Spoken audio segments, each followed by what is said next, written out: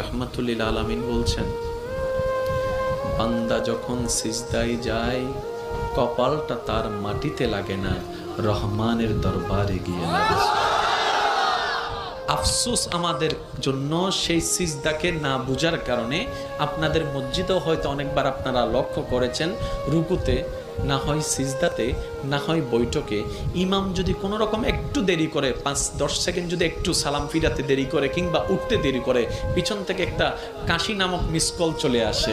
কাশি নামক মিসকল চলে আসে, ও ভাই তুই কাশলি কেন, তোর কি জক্কা হয়েছে? বলে যে না, ঠান্ডা লেগেছে। না, তো কাশলি কেন? বলে যে হুজুরকে একটু সিগন্যাল দিলাম। কিসের সিগন্যাল? বলে যে আমার 3 তাসবিহ শেষ হয়েছে। হুজুর আপনারটা শেষ হলে আপনি এবার তুলতে পারেন, আপনি এবার মাথাটা তুলতে পারেন, আপনি এবার মাথাটা তুলতে পারেন। হুজুর আমার তাশাহুদ শেষ হয়েছে, দরুদ শেষ হয়েছে, আপনার শেষ হলে আপনি এবার সালামটা ফিরাতে পারেন। কিরে ভাই, নামাজ তো মওলার সামনে দাঁড়ানোর একটা সুবর্ণ সুযোগের নাম, নামাজ তো গুনাহ মাফের একটা জারিয়ার নাম, নামাজ তো রবের রহমত পাওয়ার একটা জারিয়ার নাম।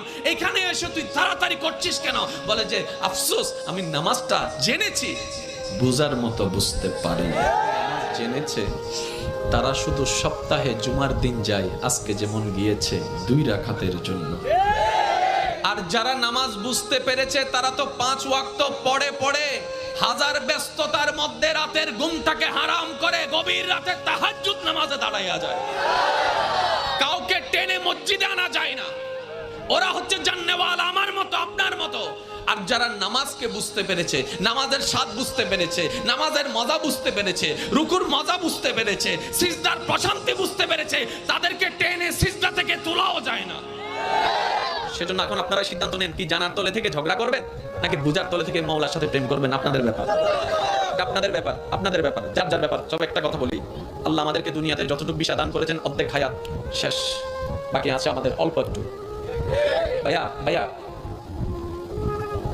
একটু বাকি আছে, আমারও আপনারও আমাদের সবার।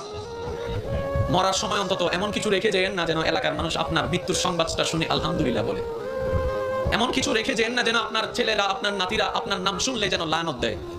এটা জীবন নয়, এটা জীবন নয়, এটা জীবন নয়।